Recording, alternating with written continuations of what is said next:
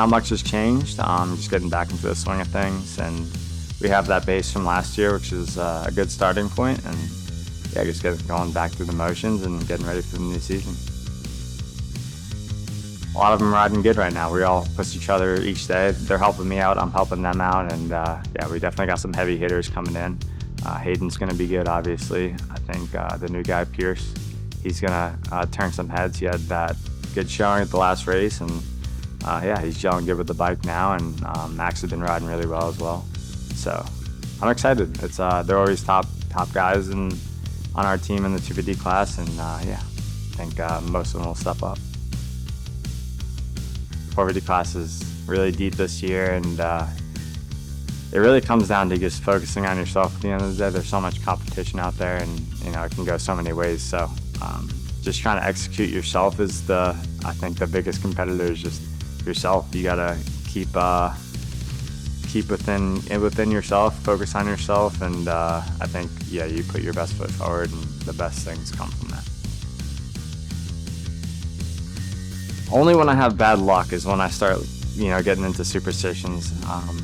If I get hurt or something goes pretty wrong, then if I think I did something different that day, I might get into that. But yeah, pre-race rituals, I think just, you know, some movements that are the same, but yeah, not too much of that, no.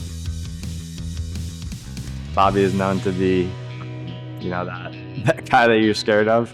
First outdoor race at Hangtown, I hole shotted Moto 1, and I got 5th overall that day. I led for a little bit, and I walked out of there crying because he was so hard on me after that. It was kind of a wake-up call. I thought I did awesome, and that woke me up and definitely made me hungry and maybe helped me turn out to the guy I became to be.